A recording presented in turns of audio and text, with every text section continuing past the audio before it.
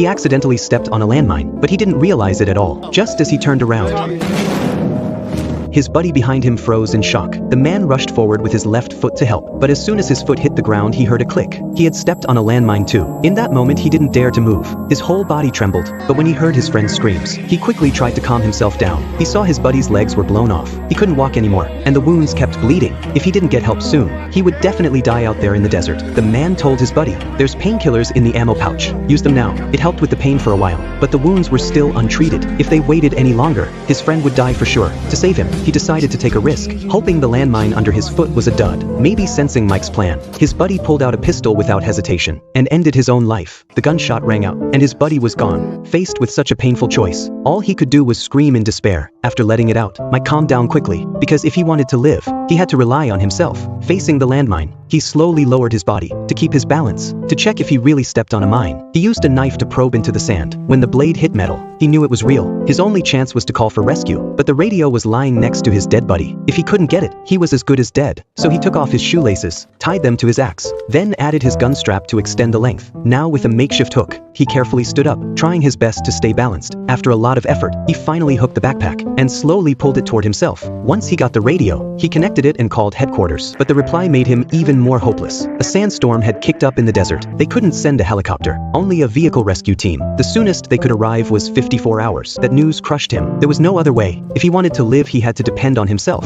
He checked his supplies to prepare for the long wait ahead. Just as he was recharging, disaster struck. A desert storm was coming right at him.